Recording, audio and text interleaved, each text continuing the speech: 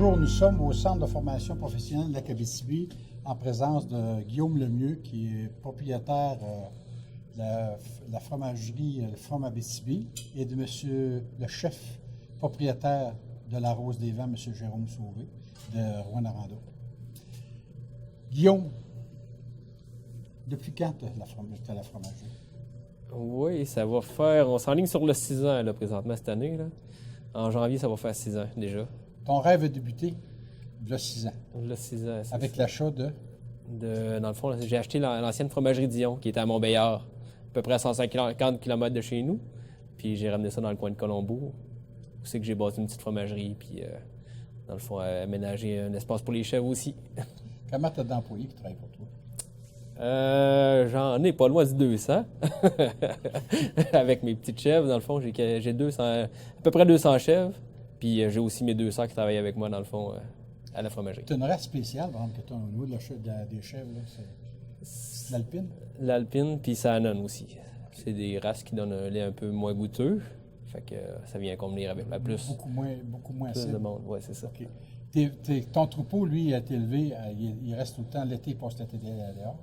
Oui, en partie dehors, en partie en dedans. Je te dirais qu'il n'aime pas toujours aller dehors. Fait que je reste quand même l'espace pour rester en dedans. Okay.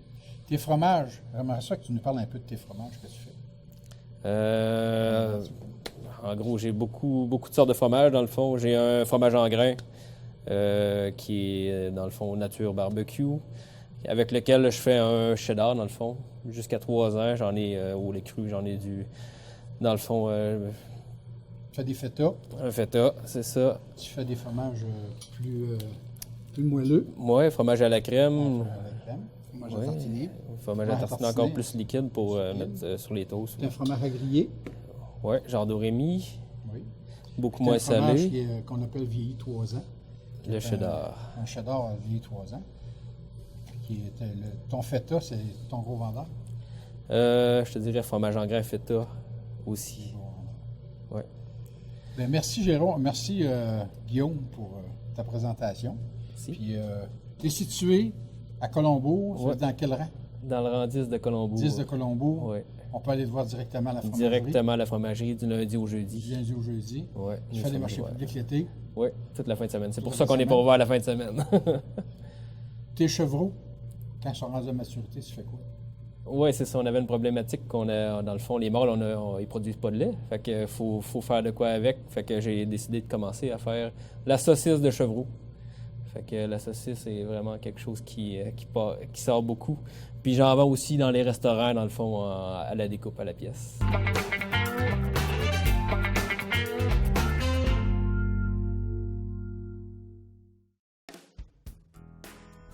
Aujourd'hui, parlons des produits de la chèvre et des épices. Qu'est-ce qui distingue les produits de la chèvre des produits bovins? D'abord, le fromage. Le fromage de chèvre à pâte molle contient en moyenne 12 % de matière grasse. C'est faible en gras comparé au fromage brie ou encore au fromage cheddar. Eux vont contenir entre 25 à 35 %. Et par exemple, les Babybel, autour de 23 %. Et le fromage Philadelphia, 23 % aussi. Mais ce qu'on voit, c'est que oui, il y a la même quantité de protéines dans les fromages fermes que dans le fromage à pâte molle, mais le fromage à pâte molle comme le produit de chèvre, mais il va contenir moins de calcium, soit 50 % moins. Mais il y a un autre avantage, par exemple. C'est quelque chose qu'on peut tartiner. Si on compare au fromage Philadelphia, mais lui, il y a 3 fois moins de protéines. Fait que le matin, si on prend juste ça sur nos toasts, on risque d'avoir faim avant l'heure du lunch. La viande de chèvre est faible en matière grasse. Elle est autour de 3 % de matière grasse, donc elle se compare au gibier comme l'orignal ou le chevreuil. Et le 2/3 de ces gras-là sont insaturés, donc bons pour la santé cardiovasculaire. Et si on compare à du bœuf haché extra maigre, c'est 7 % de matière grasse qu'ils contiennent. Et comme toutes les viandes, la viande de chèvre contient du fer. Pour une paume de main, contient 2,8 mg. Donc, 30 % des besoins en fer chez l'homme est comblé. Si on compare à du bœuf haché régulier, la viande de chèvre contient 1,5 fois plus de fer. les épices. D'abord, qu'est-ce que c'est les épices? C'est des substances aromatiques qui viennent des plantes des pays du Sud. OK? Donc, les pays tropicaux. C'est pour ça que ça ne pousse pas ici. Fait que, dans le fond, c'est différentes parties de la plante, comme le fruit. Puis ça, c'est vrai pour le poivre ou le piment de Cayenne.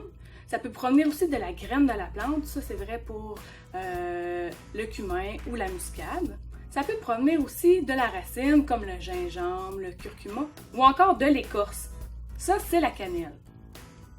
Puis oui, ça contient du calcium, du potassium, du phosphore, mais comme on n'en met pas beaucoup dans nos plats, ces apports-là nutritionnels sont minimes, voire négligeables.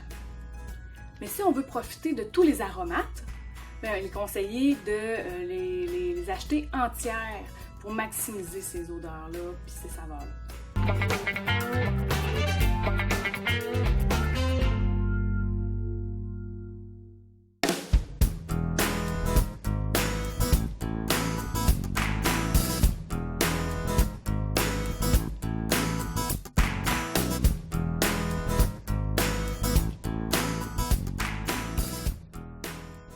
Maintenant, Jérôme, j'aimerais ça que tu nous parles de la recette que tu vas nous faire avec le fromage de chèvre. Alors là, je vais faire un gâteau au fromage de chèvre frais de Guillaume. Recette très simple à faire à la maison. Donc, comme je dis, au lieu de prendre du Philadelphia, on peut prendre du chèvre. En plus, on a un fromage qui est vraiment pas acide, qui est pas fort au niveau du goût du chèvre, qui passe vraiment partout.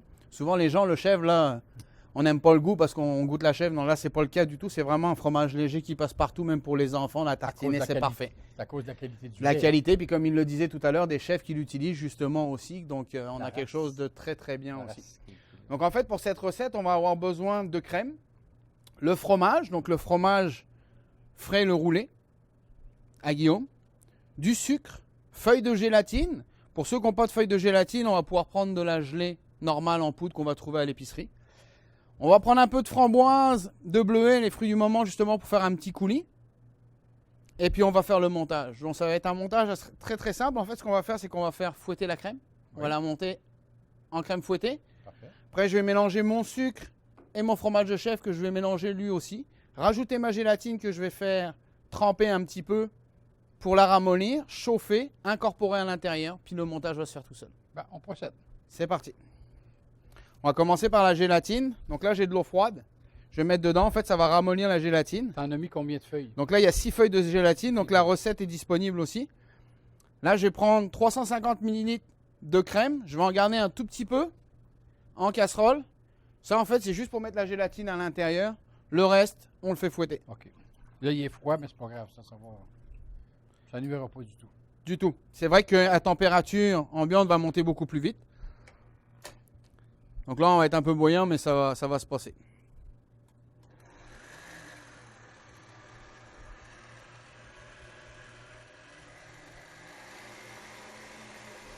Ça fait monter en crème.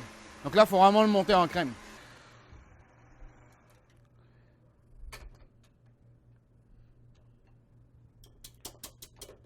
Donc, il ne faut pas trop la monter non plus parce que sinon après ça vire en verre. Hein. Ah oui, c'est ça. Donc là, c'est parfait. Quand on retourne notre bassin, elle se tient très bien. Parfait. Si on serait plus jeune, on licherait les fourchettes. La fourchette, je la rince même pas parce que je vais la garder en fait pour le fromage que je vais mettre après. Donc là, je vais la débarrasser dans un petit bassin. Ça, on va garder ça au frais le temps qu'on fasse l'eau de crème. Donc c'est sûr de faire les fromages, c'est bien de les faire soit le matin pour le soir, mais une journée à l'avance là. Ça prenne bien le frigidaire, c'est encore mieux. Même pas besoin de rincer le bac. On reprend la même chose, donc le fromage dedans. OK. Puis tu vas Et là, je vais rajouter le sucre.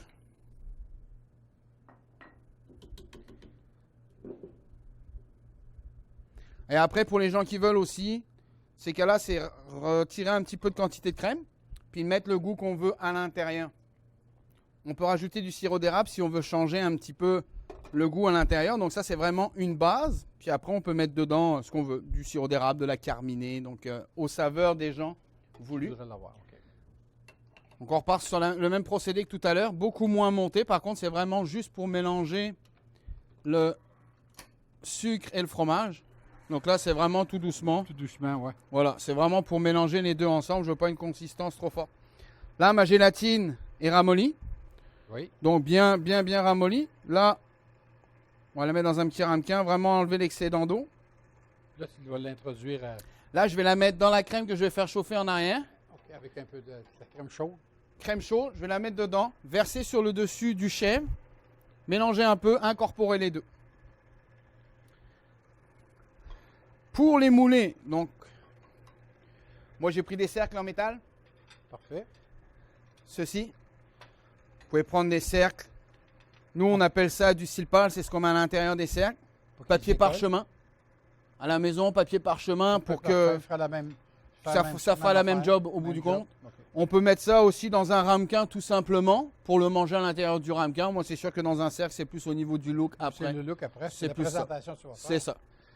Donc là, notre crème mou, tout simple. On va rajouter la gélatine à l'intérieur qui va s'incorporer à la crème, tout doucement. On voit là. Elle commence à... Pas la refaire chauffer. Si on la retourne sur le gaz, ce qui va se passer, c'est que la gélatine va coller au fond de la casserole. On met ça par-dessus. On reste ça tout le champ. Pas jamais trop vite. C'est ça. OK. Fromage là le plus lentement possible.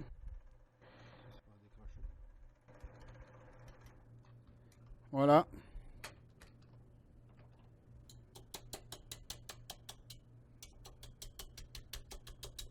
Là, la gélatine commence déjà à faire effet quand c'est bien froid. Oui, ça a déjà commencé à épaissir. Déjà. Là, tu vas introduire ton autre crème dedans. Là, on va remettre les deux appareils ensemble. Tout l'appareil que tu as fait avant en premier.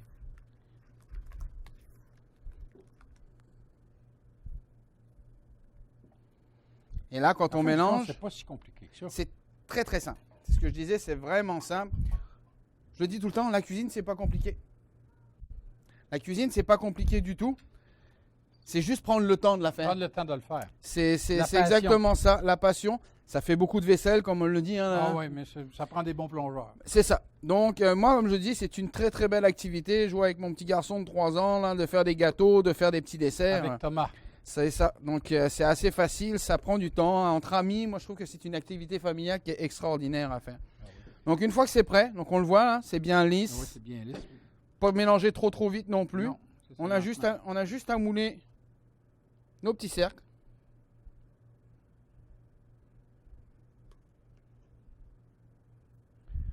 Donc là, avec ça, on arrive à faire 6 gâteaux.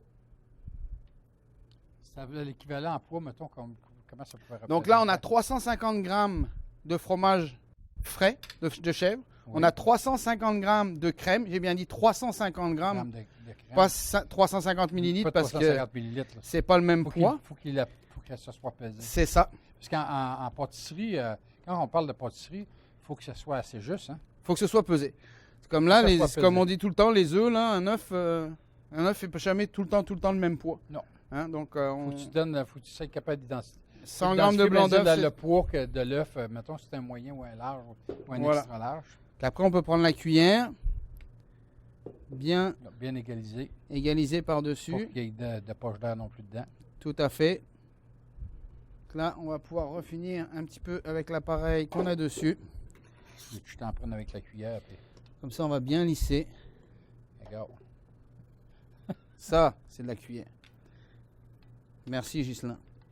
Faut T'es faire sûr, ça en équipe. t'es sûr que tu veux pas venir en cuisine? Non, Non, hein? non, Hein? j'ai fait ma part. Moi, je ne suis pas un chef de cuisine. Moi, je suis un chef de mission. C'est ça. Pas d'émission de Il en télévision. faut, il en faut. Il en faut pour développer le local. Bon voilà, une fois que nos fromages sont bien lissés, bien prêts, on met ça au frigidaire. Pas de cuisson. Aucune cuisson. Aucune cuisson, à part la crème, un petit peu bouilli pour la gélatine, à froid comme ça, Parfait. terminé. Fait qu'on le met au frigidaire. On met ça au frigidaire. Moi, j'aimerais ça que tu nous parles maintenant de ton coulis. On va faire le coulis tout de suite maintenant.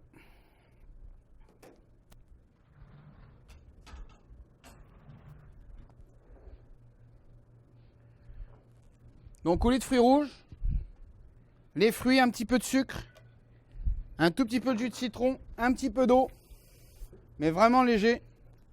On met à chauffer. Le jus de citron, pourquoi? Un petit peu d'acidité à l'intérieur. Toujours pour le fruit, puis surtout pour la conservation, aussi. Indirectement, le jus de citron est un conservateur. Donc les fruits rouges aussi, l'avantage l'été, quand on en a trop, qu'on ne sait pas quoi en faire, bah, on met dans un petit ramequin en congélateur, puis on les ressort l'hiver, puis on peut se faire un petit coulis comme ça aussi.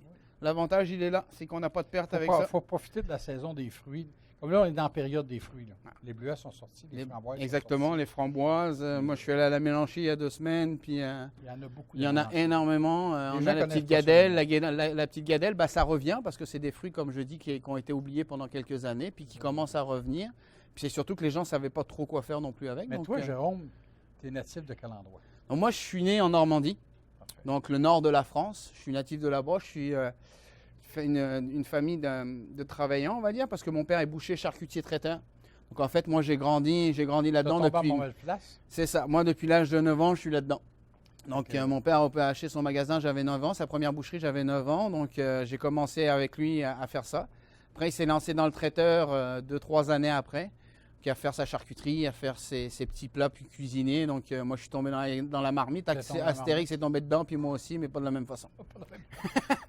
Et puis après, il y a eu l'amour d'une Québécoise. L'amour d'une Québécoise. Il y a eu l'amour d'abord du voyage. Donc, je suis parti aux États-Unis, j'ai fait les îles Vierges, j'ai fait l'Australie.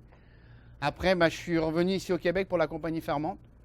Je voulais retourner dans une compagnie. Puis en fait, oui, je suis tombé en amour avec mon ex-femme. Puis je suis surtout tombé aussi en amour avec le Québec. Parce que c'est un très, très beau pays, une très belle région avec énormément de produits.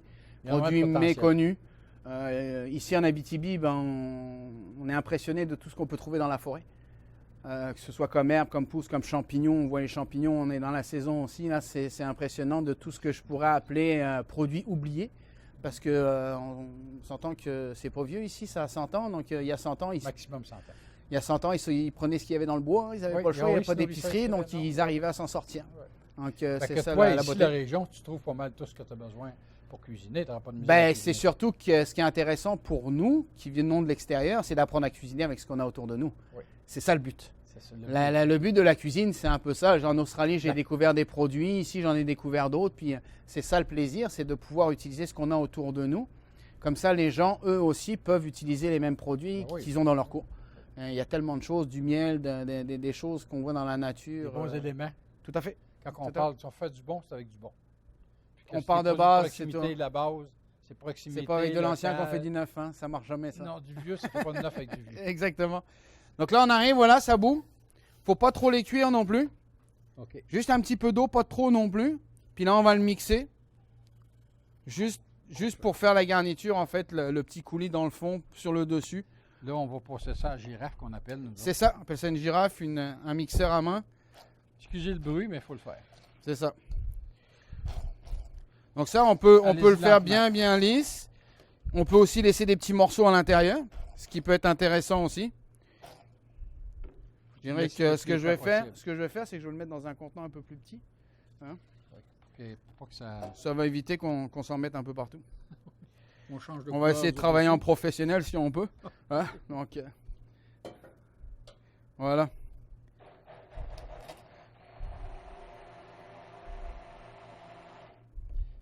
Fait qu'un coulis, c'est pas bien compliqué. C'est très simple. C'est très, très facile à faire. Puis c'est pareil, le sucre, quand on est dans une saison comme en ce moment, du sucre, on n'en met pas trop.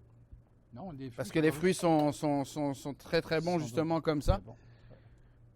Donc c'est ça. Donc là, on va avoir un petit coulis, si on le montre bien, là, qui va être... Oui. Donc là, on en parle le pain, c'est sûr. Il est bien épais parce que j'ai pas mis trop d'eau. Oui. Puis on peut aussi le passer après pour enlever les petites graines si on veut à l'intérieur, qui soient bien lisses. Aussi fait un lien aussi là-dedans. Tout à fait. Il aide à faire un lien. Oh oui. Puis en même temps, agit comme conservateur. Fait que là, on sort les gâteaux. Donc là, on va sur la magie du direct. Oui, les gâteaux sont déjà froids. On va les sortir du frigidaire. Okay. Nos petits gâteaux. Combien de temps au frigidaire d'habitude? Moi, je dirais une bonne nuit au frigidaire, là, puis c'est très très bien. 8 à 10 heures. C'est ça. Petite assiette, donc après, c'est à l'idée du chef. Hein. On peut faire de la décoration comme on la veut. Hein. On peut faire beaucoup de choses. Ça, c'est l'inspiration, c'est l'idée. C'est très important dans l'assiette. Comme je dis tout le temps, hein, on mange une assiette d'abord avec les yeux. Oui. Puis après avec la bouche. Mais on dirait que c'est plus facile de découvrir les saveurs quand c'est bien fait. Donc là, on a quelque chose quand C'est même. bien présenté. Si on regarde, là, on a quelque chose de bien moelleux. Mais oui, très moelleux. Hein? Oui. Là, on peut aller chercher aussi des petits fruits, des petites cerises de terre en décoration. Donc après, bah, c'est comme je le dis, hein, c'est comme les gens le veulent. On est dans les fruits du moment, donc on se sert ça. Donc voilà, Très belle Michelin, présentation. gâteau au fromage de chèvre frais de la fromagerie From Abitibi de Guillaume. Petit coulis de fruits rouges, donc très simple, très frais, pas compliqué.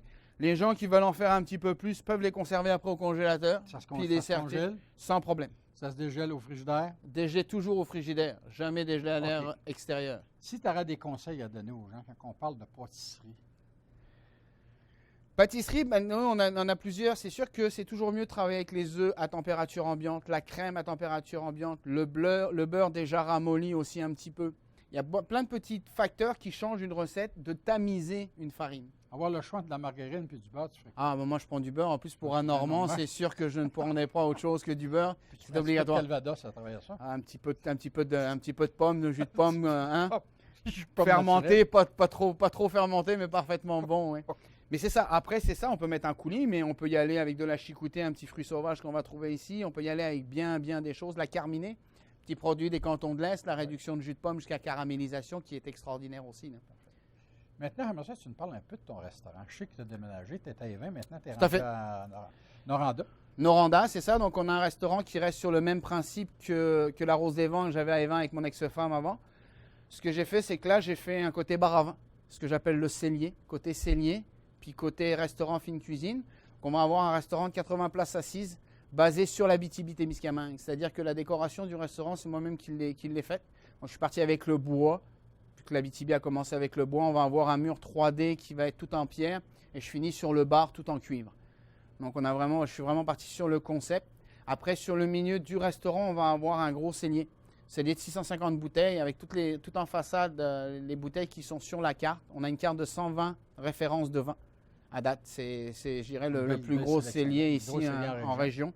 On a vraiment des vins de toute gamme. On va aller de $30 à $2000. Mais ça, c'est ce que je dis, il y en a pour tous les goûts. Fait que tu n'as pas le goût de retourner en Normandie, là, toi. Là. Ah, moi, je ne repartirai pas. Non. Je ne repartirai T'es pas. venu ici Déjà, pour je t'établir. suis ici pour m'établir. J'ai un petit garçon de 3 ans, donc c'est sûr que je ne repartirai pas. Comme je dis, que je sois ici ou là-bas, tu travailles, les choses mais sont Il pareilles. y, a une puis il y a des choses à développer ici en il région. y a des choses à développer, il y a de la passion ici. C'est sûr que c'est un travail qui va prendre quelques années, il ne faut pas se le cacher. Mais je trouve qu'on a une belle gang de jeunes cuisiniers, de jeunes producteurs. Moi, j'ai commencé en même temps que Guillaume. Guillaume, ça fait 5 ans. Guillaume, moi, j'ai ouvert le 1er juillet. Puis Guillaume, je pense, a commencé en janvier de l'année suivante. Ce que j'aime surtout ici en région, c'est qu'on arrive à avoir de la restauration de qualité maintenant. On a une restauration où les gens sont intéressés par la cuisine, savent qu'il y a des bons éléments à aller chercher. Sont pas prêts encore à payer comme ils le payent à Montréal, mais ça va venir parce que la qualité, on l'a autant ici qu'ils l'ont là-bas. Et après, c'est à nous, justement, comme je dirais, on est les miroirs un peu de la restauration. On est les miroirs des producteurs aussi. C'est qu'on va pouvoir développer des produits puis faire connaître les choses ici en région. Tout à l'heure, on a parlé avec Guillaume, qui faisait l'histoire de ses chevreaux, qu'est-ce qu'il faisait avec. Toi, tu connais ça, la viande de chevreau, tu sais comment Oui, elle travaille. ben justement, ce que Guillaume, je pense, il y a 2-3 ans, j'ai dit, ouais, mais ta viande, t'en fais quoi? Il me dit, là, on peut pas faire grand-chose avec. Je fais, oui. Je fais, regarde, on peut la cuisiner. Donc ici, en Europe, c'est très connu. Ici, ça l'est peu. En Europe, c'est le plat principal pour Pâques. À Pâques, on mange le chevreau. C'est la période où il est prêt, il est mature, où on peut le sortir et puis faire ce qu'on veut avec. Donc ici, j'ai dit à Guillaume, je fais, regarde, on va le prendre. Moi, ce que j'ai fait, c'est que je l'ai fait de façon très simple. J'ai tout désossé, j'ai récupéré la viande, puis je l'ai fait en pressé. C'est une viande qui se rapproche énormément de l'agneau. C'est une viande qui est même moins forte que l'agneau, un peu plus petite, c'est sûr, mais au niveau du goût, qui est exactement pareil. Donc c'est un animal à découvrir, un animal à développer. Surtout ici en région, on a quelques chèvreries, donc très très bon.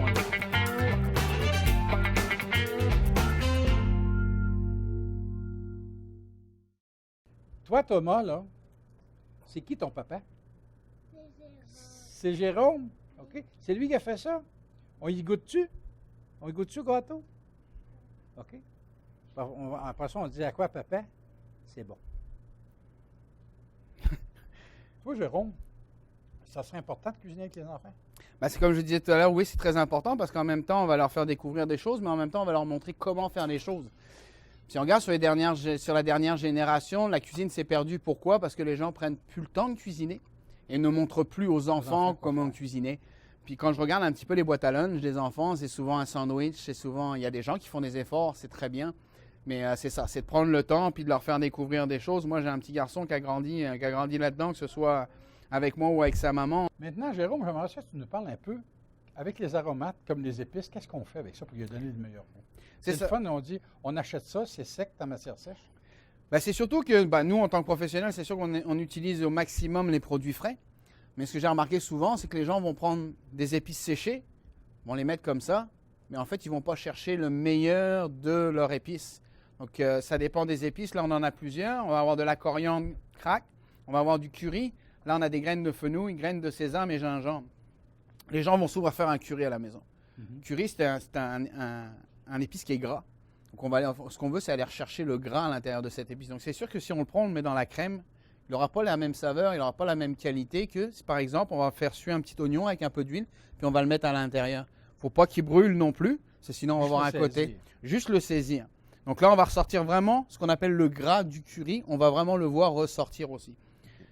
Coriandre, on va le faire torréfier. Ce qu'on appelle torréfier, en fait, c'est un petit peu comme le même procédé que le café. On va le mettre dans une poêle avec rien à l'intérieur. On va juste le faire sauter, mais tout le temps pour pas qu'il brûle. Puis même là, juste en faisant ça, on va déjà avoir toute l'odeur du coriandre qui va ressortir. On peut faire la même chose pour la graine de fenouil et la graine de sésame.